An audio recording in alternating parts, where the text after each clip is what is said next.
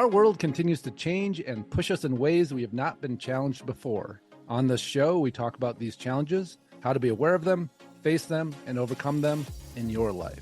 This is David Waldas, creator of the Aligned Living System. And I'm Nick Musica, Aligned Living Coach. Welcome to the Aligned Living System podcast.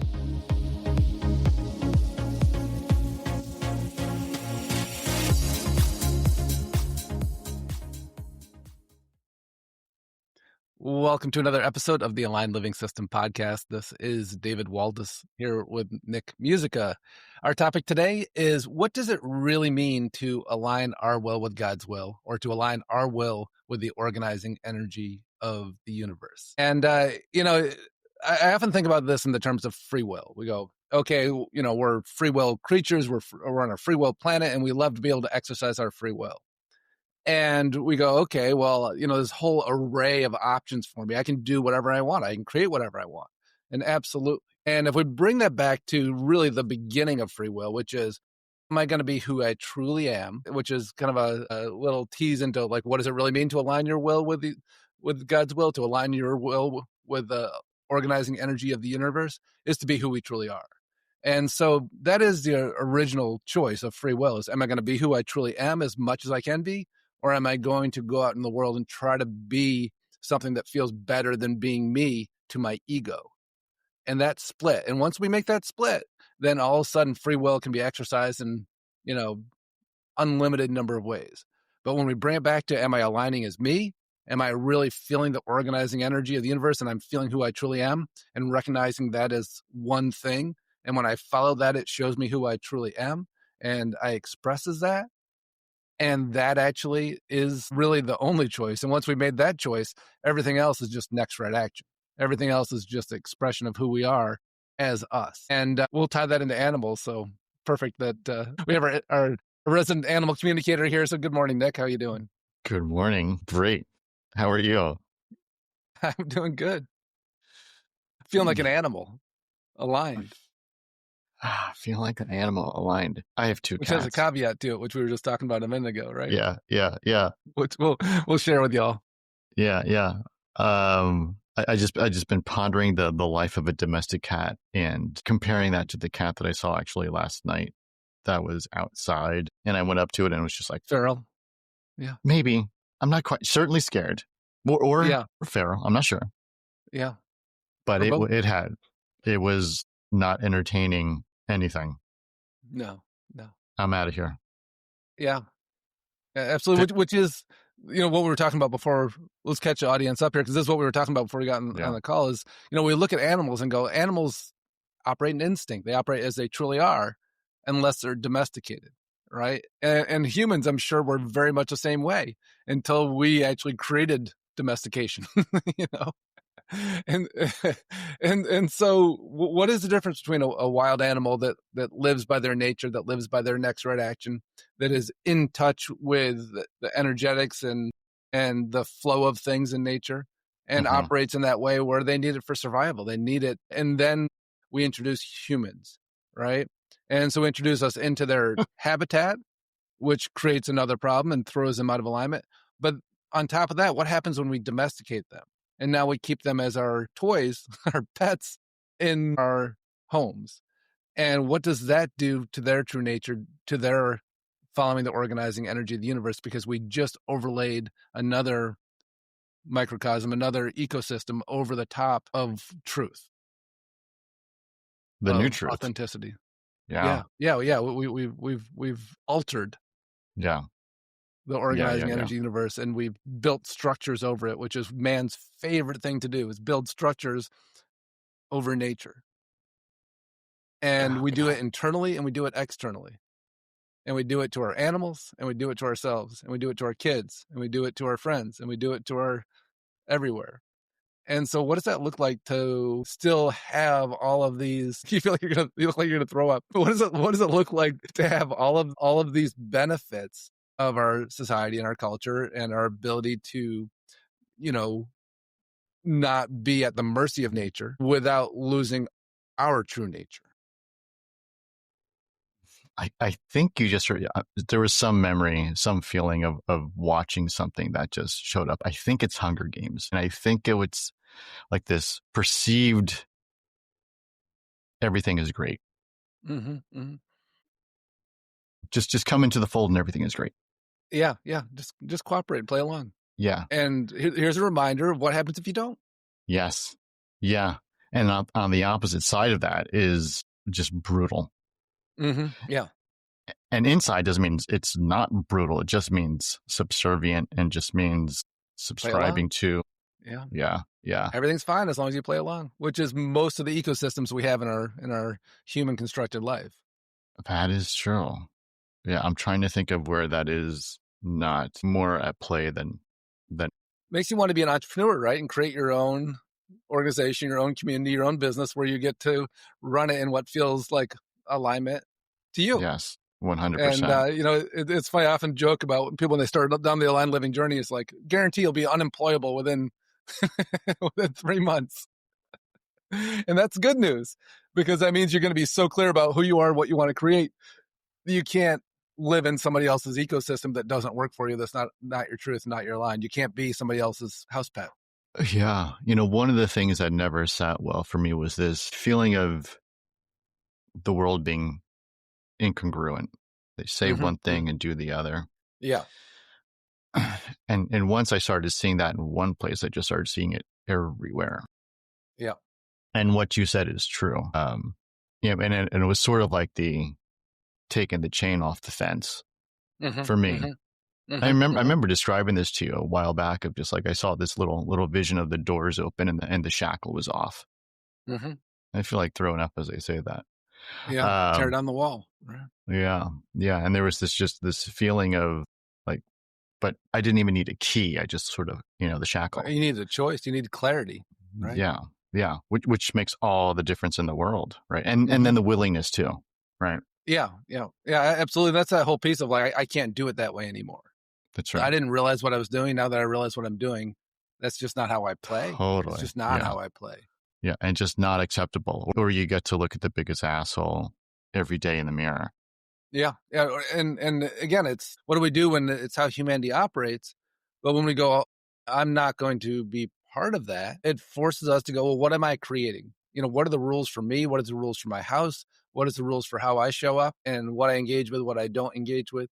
And that cleans up things again too, right? There's this whole array of like, how do I navigate this situation versus the same way I navigate any situation, through my own truth, my own clarity, and my own next right action. And when we live that way, God, it cleans things up. It cleans things up immensely. Yeah. And a lot of people, companies will talk about what we're talking about in terms of values and principles, different words for a lot of the same things we're talking about. But it's regardless of what's happening around us, this is how we move forward. Yeah, absolutely. And then I think we can always look at the degree to which we do it, right? We go, and it's funny, you can always, there's always this honeymoon period where you're like, you go, oh my God, this is the values of this company. This is amazing. And I think I see them. And then we spend a little bit of time, you're like, oh, the facade shit. Right. Yeah. And that is human nature too, right? Like, how deep are we committed to this? And that's the difference between at what point when it starts to get difficult or uncomfortable, do I stop being committed to my truth? Do I stop being committed to my true nature and who I truly am, to the organizing energy of the universe? And I'm going to build a structure over the top of that that's a little more palatable, that's a little bit easier, that doesn't require so much of me, that it lets other people off the hook. But what happens when we don't? What happens when we just go, yeah, that's just not interesting to me? And then life becomes so much more interesting. We become so much more lit up, like it's funny. One of the things that I often hear, and we were just at an event a couple nights ago, and somebody had commented about like, you guys' energy, Var and I were out, and they're like, you guys' energy just always like, it just feels so good every time I see you. And I was like, well, that's my profession. I have to do that. I can't, but I was like, well, here's the truth of it, right? Like, why? Because that just unwillingness to do it another way. And whenever it does, like, it just feels so messy and it feels so extreme to me. Even stuff that feels small, of like out of alignment, feels really extreme inside me, because it's like like something that I wouldn't even notice straying from my truth before now feels like a huge step outside of who I am and how I operate. And it's weird how our reference point for that changes, and all this stuff that's just no, it's just operate. I didn't even think of that as not really aligned with myself or not, and then it's just like, God, I can't do that. Like that feels like I'm just fighting against the organizing energy. I'm just fighting against who I truly am. And why would I want that to be my life? Yeah. Yeah. I was just spending time with the phrase again this morning. Will it make the boat row faster? Yeah. And you're just reiterating all of that back to me. Yeah. Absolutely. Mm-hmm. It's really, it brings such a simplicity to life as long as we don't get complicated, let it get complicated inside of ourselves of the way other people want to engage with that. Say more If we about just that. let it be our greatest truth, and that's how we operate, because the world is a place of overlays, right? And when people go, come into my overlay, this is how we do things here. Oh. And if it doesn't match our authenticity as we know it to the organizing energy, to who we truly are, and we go, oh, okay, well, I'm in this container, I'm going to play by these rules. And I'm in this container, I'm going to play by these rules. And in this container, and it's fine. Of course, I'm not talking about not being polite. I'm not talking about honoring, stuff that's about like what makes somebody feel comfortable. But what I am saying is not compromising who we truly are in order to make other people comfortable or to fit into somebody else's container. In fact, that if you ever seen Blacklist, remember that show, The Blacklist? Who knows? It could even still be on. It's what is that actor's name? He's great. That plays the main character in it. But he's a criminal, and he's created his own criminal empire, and he's like, I think he was number one on the most wanted list for The the FBI. FBI. And he turns himself in the first episode and says, I'm tired of running from you guys. How about if I just become an informant for you and turn over, like, I'm number one, but I'll turn over 100 others, and you guys cooperate with me and play along and turn a blind eye as I need you to, because I still need to run my empire. But I'll just keep handing you all these other criminals, and I'll keep it in check. I'll keep it somewhat reasonable in how I'm doing it, but it's good overall. This is a good agreement, and the FBI agrees to it. So in the play out of the show, he just operates how he wants to and just goes, this is how I run my ecosystem. There's this one scene where the guy Harold, who's the head of the FBI, comes to him and he's like, what are you doing? You can't do that. And he just is freaking out on him, screaming at him, like getting super emotional. And what's his name? Robert. I forget the actor's name. So good. He's just sitting there, the guy that plays the main character, just sitting there, like drinking his coffee, like there isn't somebody who's the head of the FBI freaking out in front of him. And he looks at him, he goes, Harold, have you ever been to Paris in the spring? The smell of the flowers, the fresh air, the beautiful women. I just love Paris in the spring. And the FBI just like having zero effect on this guy's inner world and this guy's experience of being. And it's such a great scene because it's like, what is that? Like, of course he's a criminal, right? But what does that internal stability look like when you're just like, this is my world? And I'm not saying that he's aligning his energy with the organizing energy of the universe of who he truly is. Of course, maybe that's why he's on the planet. Who knows? But there's something about that inner stability where you go, this is my truth, and I'm just not interested. And even when somebody's screaming in my face, straying from that, I'm in charge of my world, not them. And that scene, I often think about that when I want to get pulled into somebody else's gravitational field, as you've said, right? That example of, or get aligned with whatever's going on for them versus what is my truth.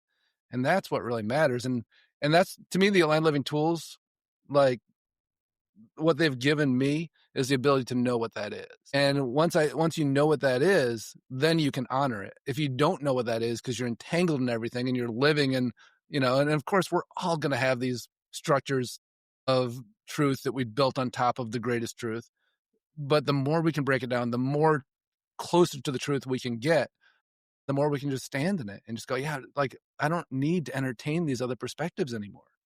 And again, it's not an arrogance. It's not like we're always checking it against our greatest truth. But when it's so clearly not that, which is so obvious in most cases, right? Like, this is not my truth.